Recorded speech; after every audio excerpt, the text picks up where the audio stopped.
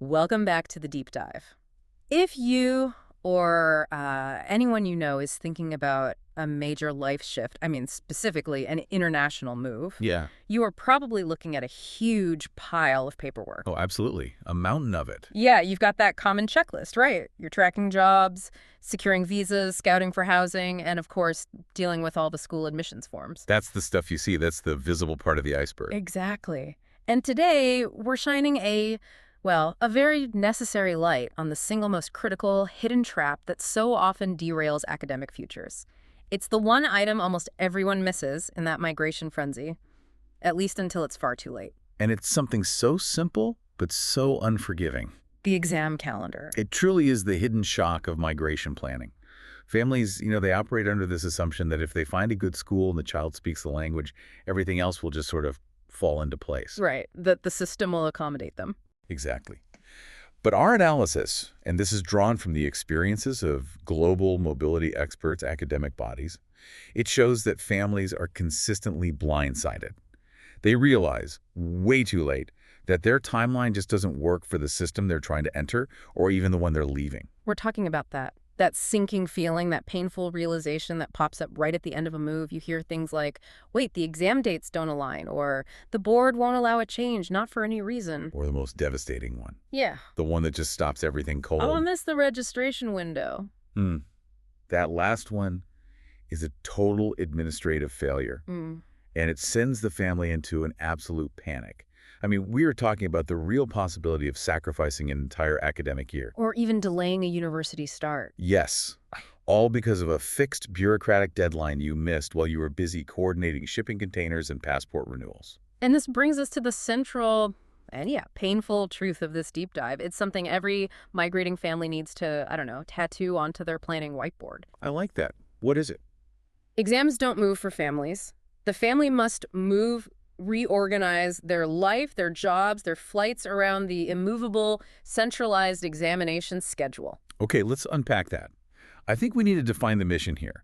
We're really framing this deep dive as a kind of crucial shortcut for you, the listener, to get this specialized knowledge fast. A shortcut through a minefield. That's a good way to put it. Because when a student migrates, the focus usually falls on curriculum. Is the math syllabus the same? Is the history going to be relevant? The soft stuff. Exactly. They're soft targets.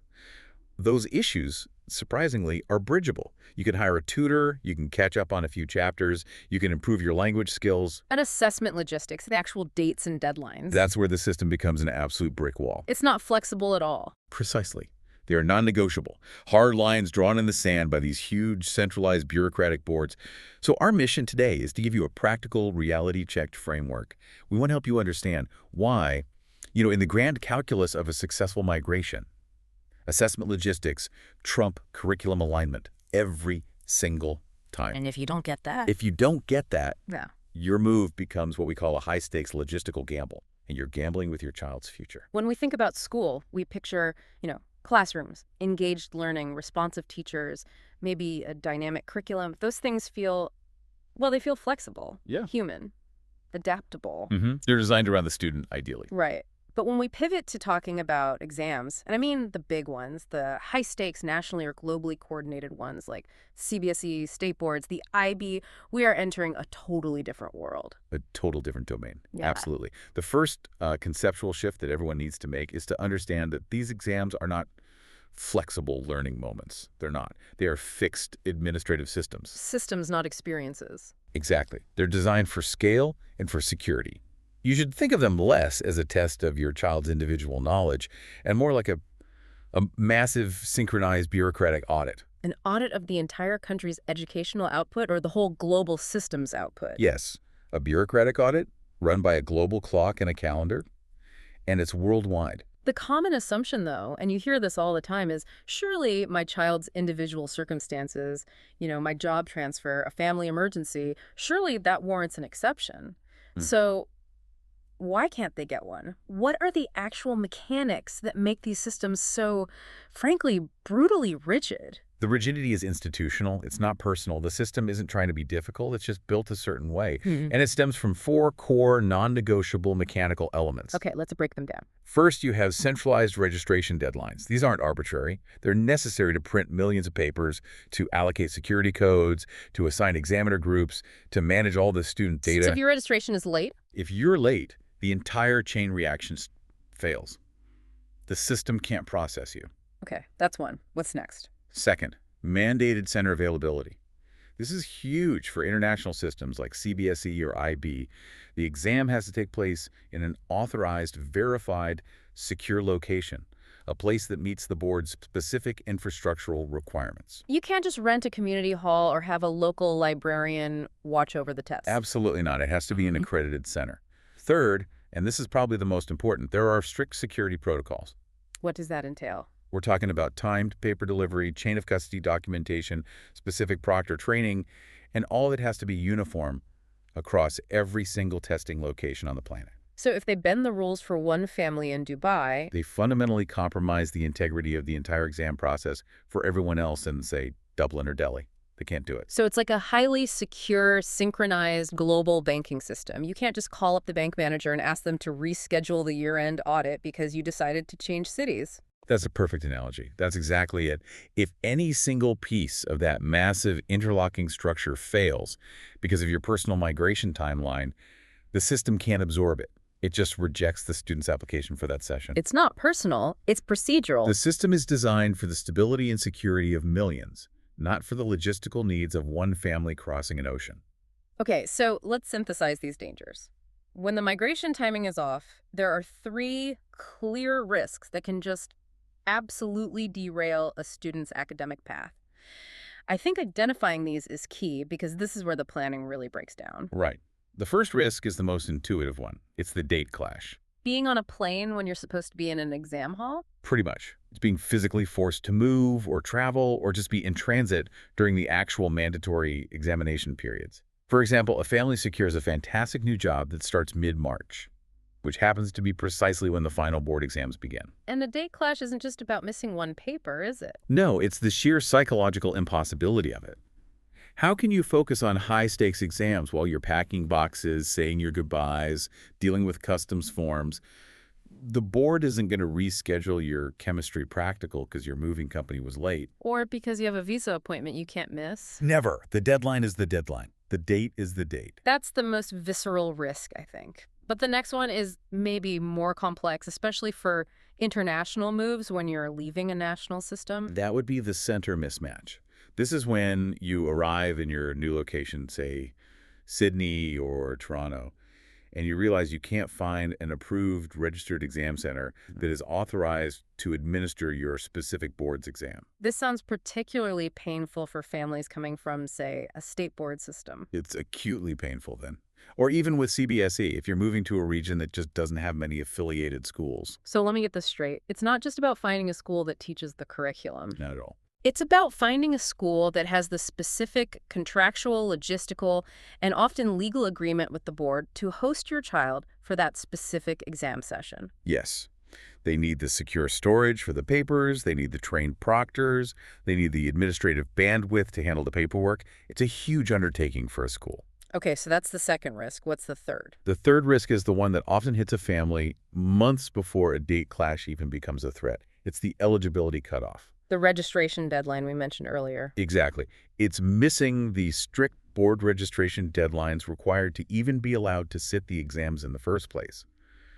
These deadlines are an administrative necessity, and they often happen months before the actual test. Sometimes a full year before. Sometimes a full year prior, depending on the board and the specific assessments that are required. So if a family gets a great job offer in October, but the September 30th registration deadline for the exams next May has already passed. They are administratively locked out of that entire academic year. It doesn't matter how good their visa is or how great the job offer is. The window has closed.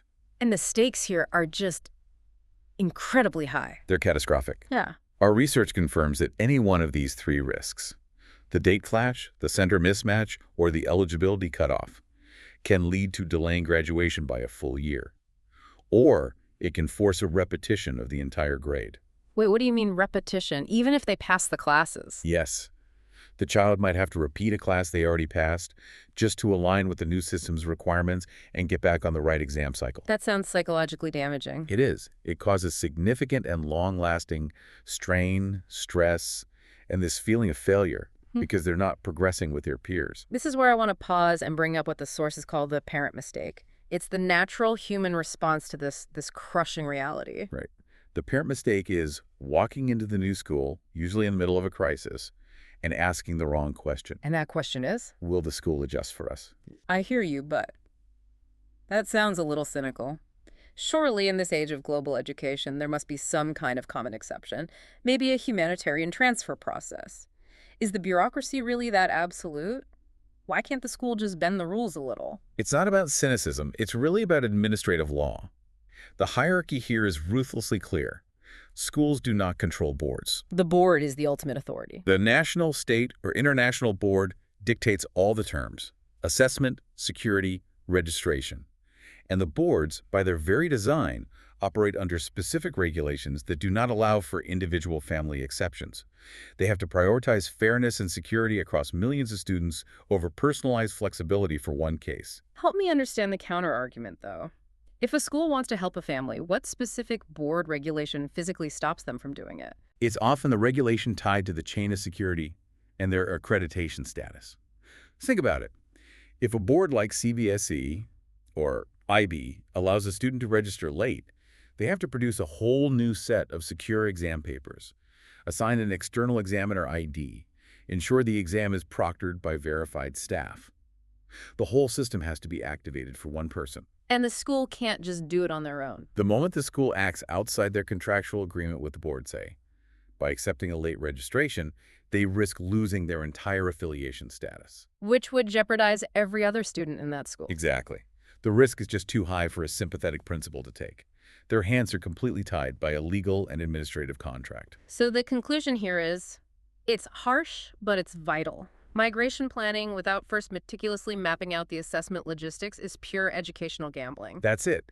You're betting your child's future on a system that is administratively incapable of accommodating last-minute exceptions. You have to respect the administrative clock. Okay, let's start applying this framework to some specific systems. We should begin with the Central Board of Secondary Education, or CBSE.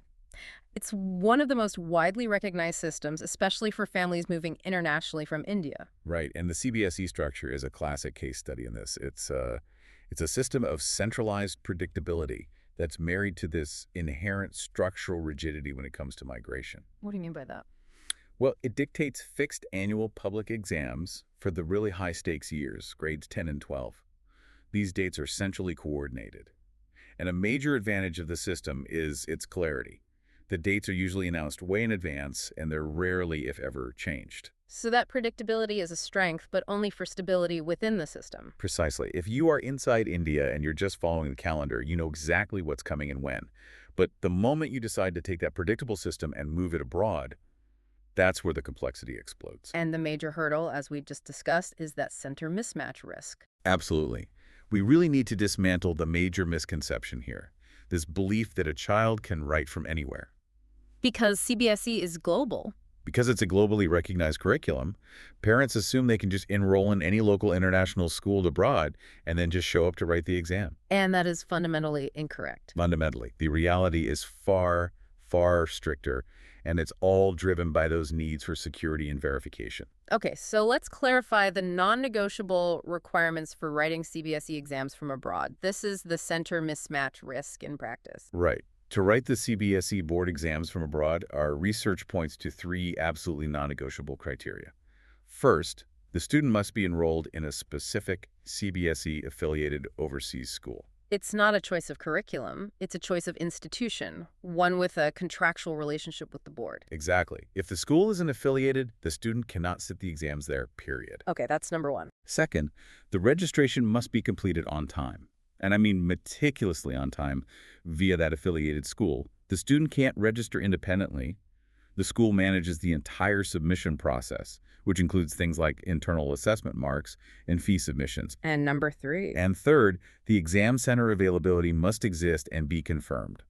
Just because a school is affiliated doesn't guarantee they have the capacity to take on a transfer student mid-cycle. Especially if they're already dealing with a tight logistical setup for their own students. Oh, exactly, their existing cohort. This really highlights the logistical choke point, doesn't it? If a city only has one or two affiliated schools and those schools are already at capacity, or maybe their intake periods don't align with your migration timeline. The whole plan collapses. It doesn't matter what your visa status is. And the source material really stresses the ultimate non-negotiable here. Yes. Private, non-affiliated arrangements for writing CBSE exams are explicitly not allowed. You cannot find a private proctor, you can't go to an unrelated language institute, or find an educational consultant and ask them to host your child's board exams. Why not? Because the entire structure is built on the security, the data management, and the coordination that is provided only by an affiliated institution that has signed that contract with the board. Let's talk about the administrative chaos a move creates. When a student transfers, they need a transfer certificate, the TC. Can you elaborate on the practical steps of getting one and why the timing is so critical? The transfer certificate, or TC, is basically the student's administrative passport. Without it, the new school cannot legally enroll the student or even confirm their previous academic standing. It's the proof of their journey so far. Exactly. The critical issue is the processing time and the specific details that are required on the document. The TC has to be issued by the previous CBSE school, and it often requires official stamps and signatures from the regional office. It verifies the student's status, their last grade passed, and the current academic year they're in. And this is where the delays can kill you, right? This is where they kill you. Let's say the previous school, based in Delhi, takes 3 weeks to process the TC after the family has already landed in Dubai. In those 3 weeks, the student might miss the window to enroll in the new affiliated school before the registration deadline for the board exams closes. So a bureaucratic delay of just a few weeks can trigger that eligibility cutoff risk. It happens all the time. The board typically requires the TC number and proof of enrollment months before the exams. That makes the grade 10 and grade 12 years feel extremely, extremely risky for any kind of move. They are the highest risk periods. Let's identify the absolute worst times, the timing trap, as the sources call it if you're in the CBSE system. The worst times are when the system is administratively locked down. That means the entire grade 10 exam year, and critically, the entire grade 12 exam year. These aren't one-year events, they are 2-year cycles. They're governed by internal assessments, project submissions, practical exam schedules, and that final board registration. So grade 9 and 10 are one block, and 11 and 12 are another. Right. And attempting a mid-year transfer during grade 11 is also incredibly high risk. Yeah. That's the period where internal assessments and initial subject choices for grade 12 are being solidified. So if you change schools in, say, November of grade 11, The student has to scramble to align their first semester's worth of work with the new school's expectations, all while facing the grade 12 registration deadline, which often falls right after the calendar year ends. It's a huge amount of pressure. so if a student is halfway through grade 11 and their parents announce a move, the focus has to shift entirely. It has to. The priority becomes ensuring that the student is properly transferred and registered in the new affiliated school before that board deadline hits. You have to prioritize the grade 12 alignment over the immediate job transfer date. Precisely. The core requirement isn't just find a school. It's confirming that the migration can be planned and executed before the board registration deadlines, and that it includes clear, written center confirmation before you move. If you move first and look for the school later, you're almost guaranteed to be too late. Let me share a story from the research here because it's so illustrative. There was a family migrating from Chennai to Riyadh. The father's job started on November 1st. Okay. They just assumed they had until the exams in March to get their child enrolled in a local CBSE school. Makes sense, right? It sounds logical. But the affiliated schools in Riyadh had a strict October 15th internal cutoff date to finalize all their paperwork and submit the fees to the board. By arriving on November 1st, they had successfully managed the entire physical move, but administratively, they had locked their grade 12 student out of the entire academic cycle. Wow. That's the high cost of missing the eligibility cutoff. That case perfectly illustrates the administrative trap. So given this rigidity, what's the actionable guidance? What are the safest times for a CBSE move to minimize this systemic risk? The safest times are all structured around avoiding those high-stakes bottlenecks, the registration and the examination periods. The absolute best time is immediately after the board exams are over. So late spring or early summer? Right. When the academic cycle has officially finished and before the new session has even started its registration processes. And what about before the big exam years? Other critical safe windows involve moving before the student enters grade 9, that's before the whole grade 10 cycle begins, and moving before the student enters grade 11, before the grade 12 cycle begins. So you move between these critical 2-year cycles. Exactly. By doing that, you give the student the maximum amount of time to integrate into the new affiliated school before that registration gun goes off for the public exams. This really summarizes the CBSE reality well then. It gives you this centralized predictability and national recognition, which are powerful benefits around the world. But structurally, it punishes or at least severely complicates any mid-exam or late movement. It does. And the key takeaway has to be this. The CBSE system will not bend for your timeline or your family emergency. You have to integrate its calendar into your migration strategy from day one, or the cost will be measured in delayed academic years and a whole lot of stress. Okay, now we need to shift gears completely. We've talked about a widely recognized centralized national board like CBSE. Now let's look at the highly localized systems, what we generally call state boards, like the various state secondary certificate or SSC bodies across different regions. Here, the challenge isn't global coordination, it's a nearly complete lack of mobility. This is where we run into localized rigidity in its purest and most challenging form for migrating families. Most state boards operate with high-stakes annual exams, and they enforce strict date adherence, just like CBSE. But their entire mandate is regional. Exactly. They are perfectly designed for stability and continuity within a particular state or a particular linguistic region. They do that job very well. So for the benefit of our listeners who might not be familiar, can you explain the core operational difference between a CBSE and a state board? What makes them so localized? The key differentiator is really scope and the basis of the curriculum. State boards are often governed by local language requirements. Their curriculum is designed to align with regional history, local politics, even the regional job market needs. So it's much more specific to that place. Much more. And this narrow focus means their administrative system just isn't built to interface with external jurisdictions, especially international ones. The syllabus, the grading, the legal recognition, it's all tied strictly to that state government's education department. And this localization translates directly into that administrative nightmare we've been talking about, especially the center mismatch risk. Precisely. The key differentiator for a migrating family is their overseas presence, or I should say, the stark lack of it. So they're not built to travel. Not at all. State boards are fundamentally designed to serve their local population. And this just means flexibility is minimal to non-existent when you try to cross an international border.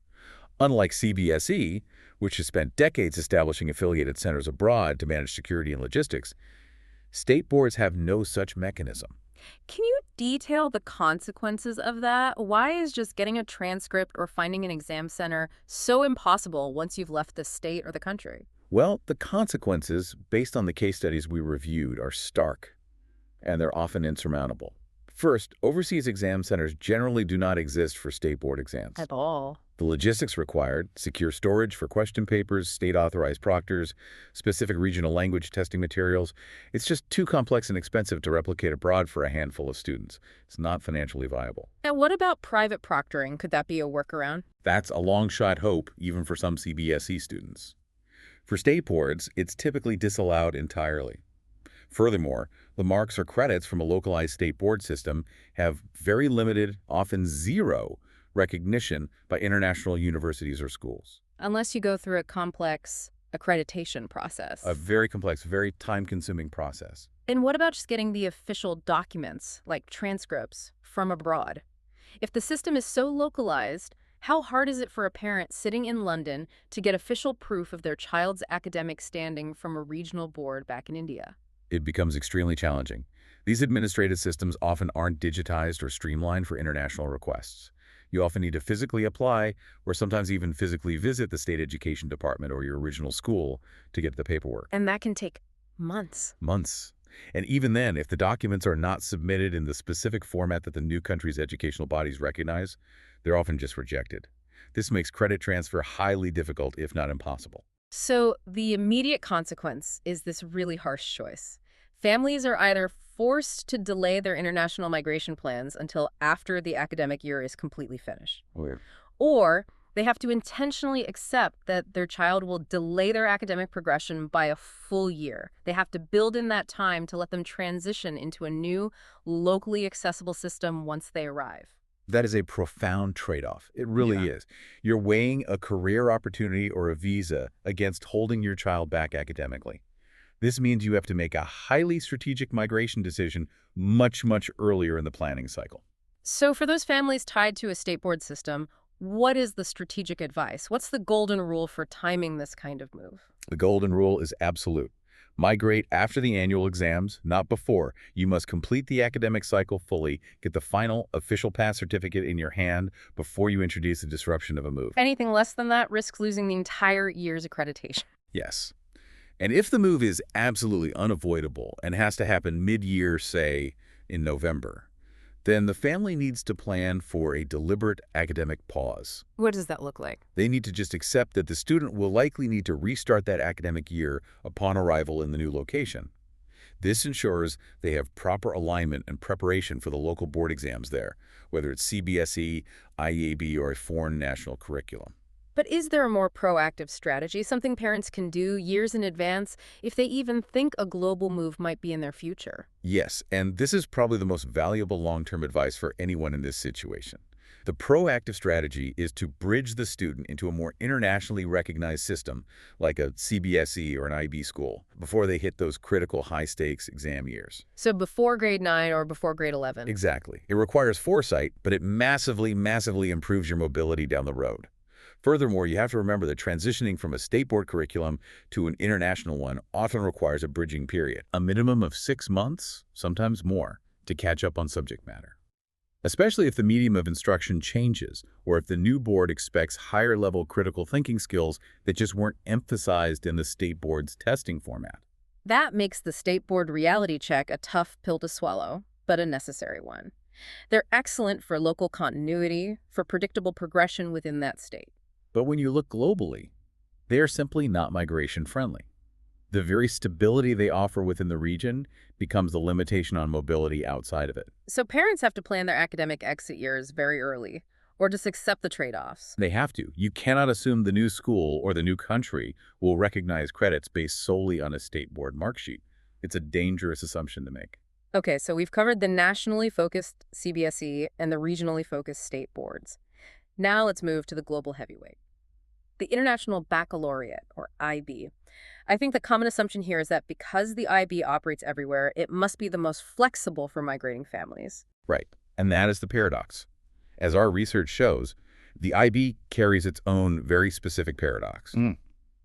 It is globally coordinated, but it is fundamentally rigid in its timelines. That sounds counterintuitive. Globally coordinated, but not flexible. It is, but it's critical to understand. The IB structure operates on 2 major fixed global assessment periods. Yeah? You have the May exam session and the November exam session. That's it. For the whole world. For the whole world. Yeah. And because it serves schools across every time zone, it necessitates intense global coordination. Flexibility does exist in the system, but it's strictly procedural. It's within the rules. And those rules, especially the ones governing continuous assessment, are exceptionally complex. Let's dig into the mechanics of that global coordination. How does the IB actually manage time zones? We're talking about security, right? Ensuring exams are taken almost at the same time everywhere to prevent leaks. It's an incredible logistical feat. The IB manages this with meticulous scheduling blocks. They adjust exam start times to accommodate local time zones, creating these secure, supervised overlap periods. Can you give an example? Sure. A paper might start at 9 a.m. in Central Europe and at 4 p.m. in Hong Kong on the very same day. These tight security windows are only possible because the exam centers, the schools themselves, are verified, secure entities with signed legal agreements on how to handle the exam materials. Okay, so they manage the time zone differences flawlessly. But what is the crucial administrative limitation that still causes devastating problems for migrating families? The crucial limitation is that the IB still does not allow students to write exams in unaffiliated centers, and it doesn't allow for last-minute location changes that haven't been meticulously documented and approved well in advance. So just like CBSE, the enrolled school is the critical exam anchor. It's the anchor. And if you move mid-session, the process for transferring your exam registration and all your supporting academic records is incredibly complex. requires deep, proactive school-to-school collaboration. This brings us to what has to be the highest risk period in the IB system for migration. The diploma program, or DP years. That's typically the final 2 years, grades 11 and 12. Why is moving during the DP such a logistical and academic minefield? The DP is a minefield because it relies so heavily on continuous, summative, school-based assessment. It's not just about the final exam scores. It's a holistic system. It's the whole 2-year journey that's being assessed. Exactly. And this means a mid-program transfer introduces massive administrative disruption that affects 4 critical elements that make up that final diploma score. Okay, let's detail those specific risks. What's the first one? The first is the risk of incomplete internal assessments, or IAs. These are coursework components, lab reports, critical essays, research projects, oral exams that are mandatory, supervised, and they count significantly toward the final grade in each subject. So if a student leaves one school mid-cycle before they've completed an IA, The new school syllabus, or the subject teacher, or even the chosen topic for that IA might be completely different.